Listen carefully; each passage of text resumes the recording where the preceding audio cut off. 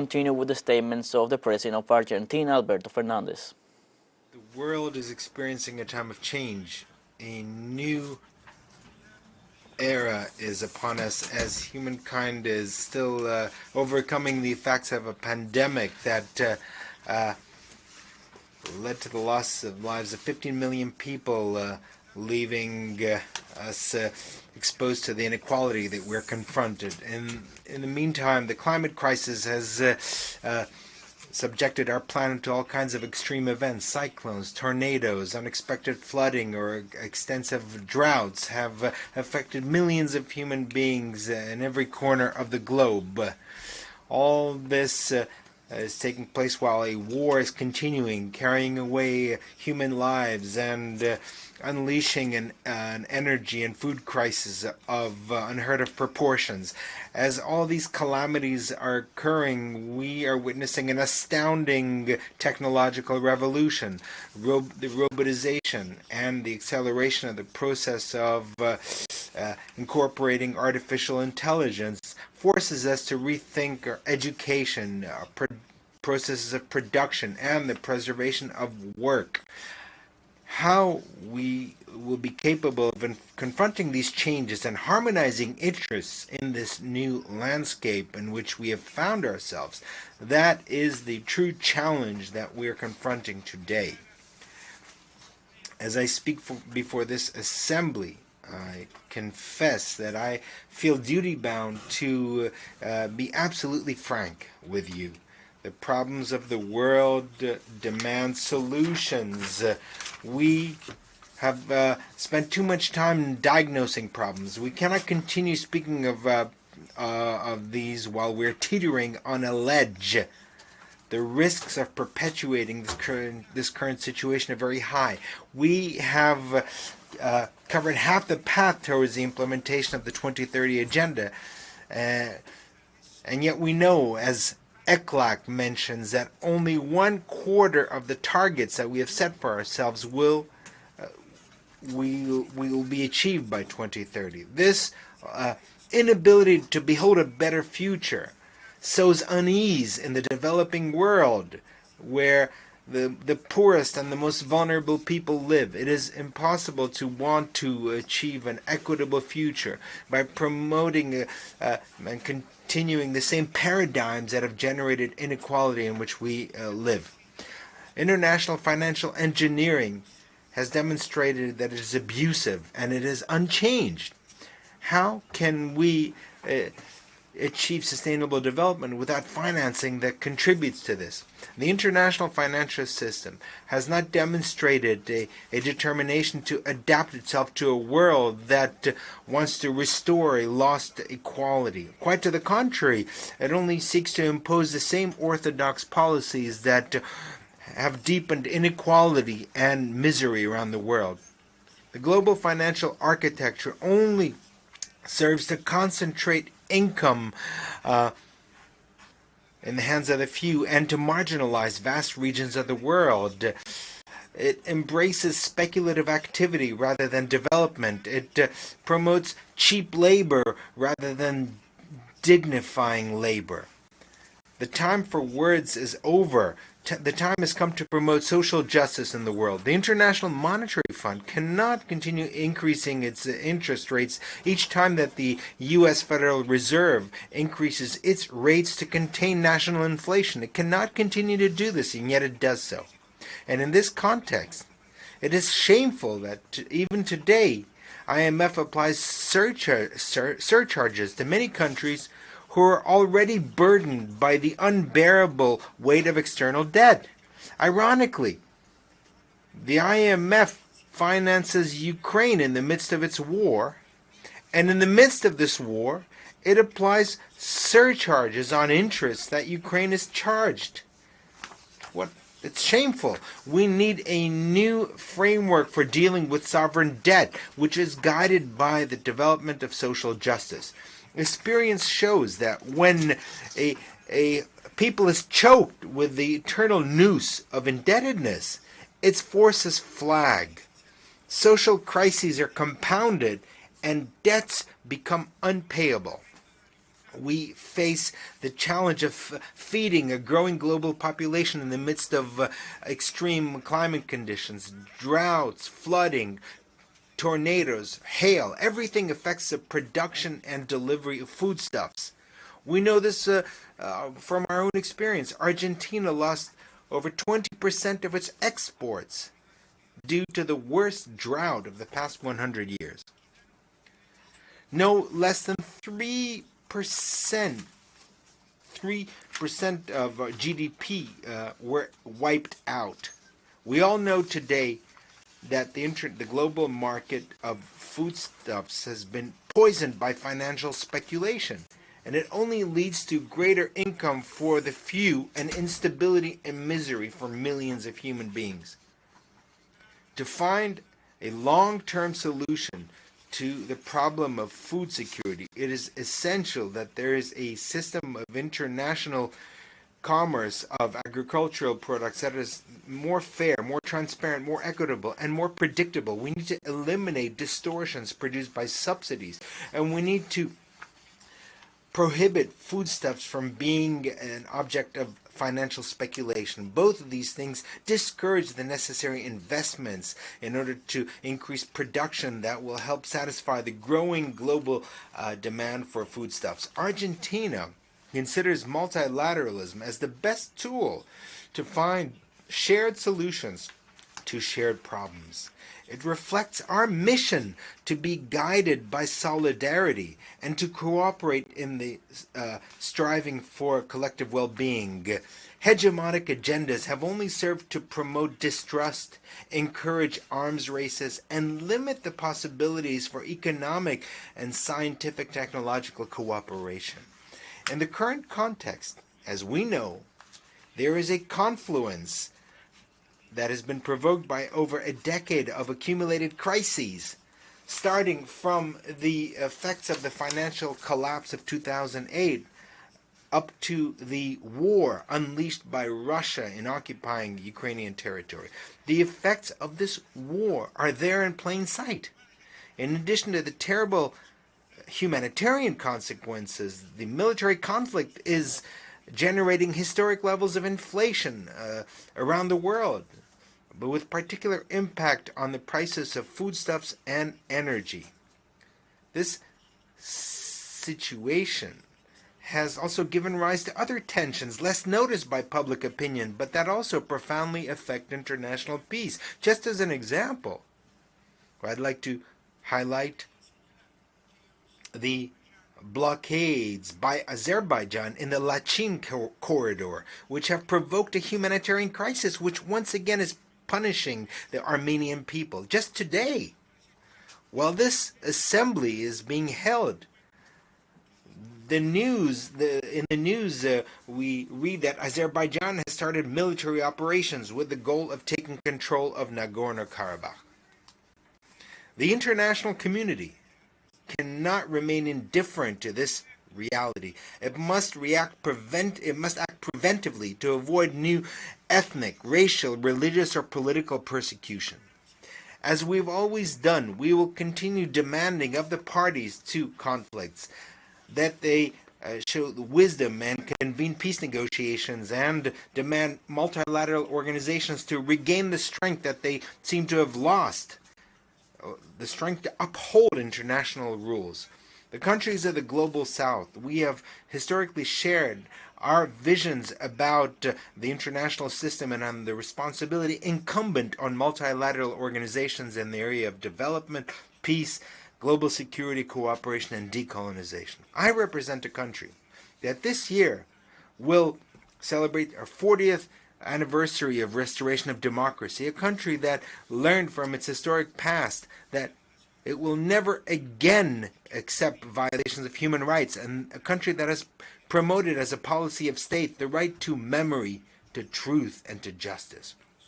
We are proud that of these 4 decades of uninterrupted democracy, during which the promotion and protection of human rights have been a fundamental path of the road that we have traveled.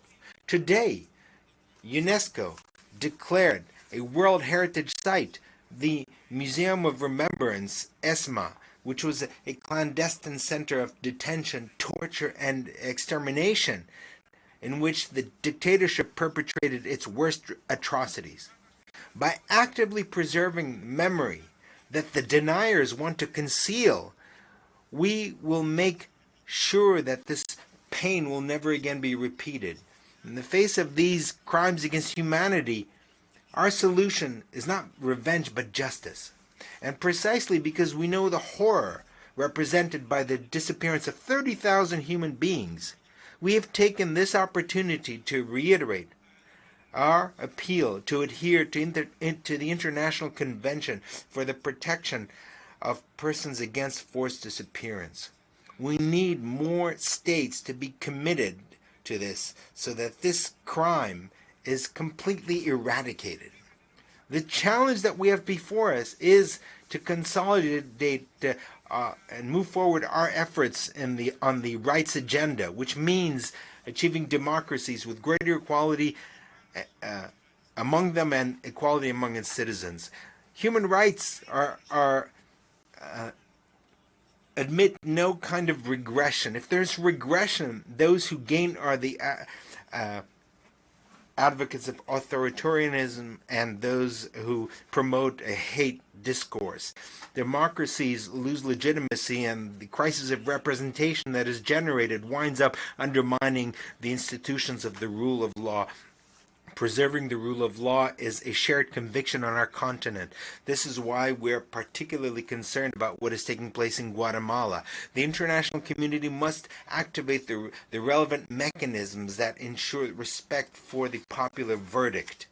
The climate crisis is a reality that has modified temperatures and atmospheric phenomena around the world, imposing restrictions and obstacles to development. It is therefore essential to resolve problems without delay by implementing an architecture of environmental financing, multilateral one that is just, transparent, equitable, and based on the principle of shared but differentiated responsibilities. Argentina reaffirms its commitment to gender equality and diversity as an essential condition for growth and sustainable development at the national and international level with a human rights approach. We have developed normative frameworks and public policies to promote the equality for all women and to promote diversity. Currently, our country is implementing a national plan of equality within diversity. As part of this integrationist mission embodied in Mercosur and UNASUR, in these 4 years, we have sought to return to the path of integration with Latin America and the Caribbean and strengthen our dialogue with our partners through political coordination based on solidarity and cooperation. As once was the case with the construction of the European Union, the various institutions of integration in Latin America and Caribbean represent a heritage that the region has shared with the humankind in search of peace, cooperation, and justice. Our region currently faces a historical opportunity. We have the energy resources and food resources that the world demands. Our development depends on having the capability of taking advantage of these resources. It's important for us to work together in order to carry out infrastructure projects that allow our region's industry to compete. Argentina, Mr. President, condemns terrorism in all its forms and manifestations. These actions constitute a threat to peace and international security and to human dignity. Terrorism must be combated in the framework of the rule of law and within the full respect of international law. Argentina has ratified this commitment with the Inter-American Convention Against Terrorism and has ratified most of the international instruments in the area of terrorism, seeking to implement all the measures contained there as the most effective way to put an end to this threat. For our part, we will continue combating impunity, investigating attacks committed against us, as in 1992, against the Israeli embassy in Buenos Aires. And in 1994, the seat of Amia, Jewish Cultural Center, which took the lives of 107 persons and left hundreds wounded. We want the perpetrators of these horrific attacks to be identified, judged, and convicted. Once again, we urge the Islamic Republic of Iran to cooperate with the Argentinian judicial authorities to make progress in the investigation of the attack against Amia. We also urge the international community, all of it, to support us in our fight by not welcoming or protecting any of those involved, even when they enjoy diplomatic immunity. We must remind everyone that these individuals are subject to international arrest warrants and Interpol red notices. Argentina is firmly opposed, Mr. President, to the use of unilateral coercive measures and the adoption of discriminatory commercial practices. The continuation of the blockade against Cuba is unacceptable. Year after year, this General Assembly has demanded by an overwhelming majority the need to put an end to this blockade. Also, we would once again request that Cuba be taken off the list of countries that supposedly sponsor international terrorism. By the same token, the sanctions imposed by the United States against Venezuela must cease immediately. Their continuation has only worsened the living conditions for the inhabitants of Venezuela and led millions of Venezuelans to choose exile and emigrate from their country in search of a better life. I want to also reaffirm the legitimate and inalienable sovereignty rights of the Republic of Argentina on the Malvinas Islands, South Georgia, South Sandwich Islands, and the surrounding maritime areas. They are a part and parcel of national Argentinian territory, and they are illegally occupied by the United Kingdom have been for almost 2 centuries, in conformity with the resolutions of this General Assembly and its Special Decolonization Committee. The way to resolve the colonial situation of these islands is through negotiations on sovereignty between Argentina and the United Kingdom. We regret that the United Kingdom continues to refuse to resume negotiations. We regret that unilateral activities of exploration and development of natural resources have continued in the area under dispute, contravening Resolution 31/49 of this Assembly. We also question the military presence of the UK in the South Atlantic, which is a region of peace. Argentina maintains a firm commitment to a peaceful resolution of this anachronistic colonial situation. We have proposed to the United Kingdom a renewed bilateral agenda on the South Atlantic that implies a formal process of dialogue which includes, inter alia, the question related to the resumption of negotiations on sovereignty. We also have expressed our readiness to continue with the task of identifying the remains of ex-combatants in the framework of obligations deriving from international humanitarian law, and with a view to providing a response and solace to families of the soldiers who lost their lives. Unfortunately, the United Kingdom has rejected our proposal. Notwithstanding this, Argentina reiterates its request to the Secretary General that in the framework of his good offices that he redoubles his efforts to bring both parties together and bring them to the negotiating table. The motto of the 2030 Agenda is "Leave no one behind." May no one lose sight of the path towards justice and development. We are convinced that this is a noble goal that applies to individuals and applies to entire peoples. However, please let us not convert this phrase into an empty phrase, into a dead letter. If we do, remorse won't serve anything. It won't be able to repair the ruined lives, the lives without a future, or to return the lost lives. Thank you very much. We were listening to the statement of the Argentinian president, Alberto Fernández, described the challenges the people of the world are currently facing, and that it is time for solutions to face all these crises. Fernández condemned the actions of the IMF in regards to the international debts and the financing of war in Ukraine, for example, and called for the creation of a new mechanism to deal with this issue. Fernández also said the international community has to react and prevent these issues from escalating. The Argentinian president also called for an end of the ongoing U.S. blockade against Cuba and an end also to all unilateral sanctions and colonialist policies in regards to the UK illegal occupation of the Malvinas Islands. Stay tuned with teleSUR English for more updates in upcoming news brief, but for now we have come to an end of this one.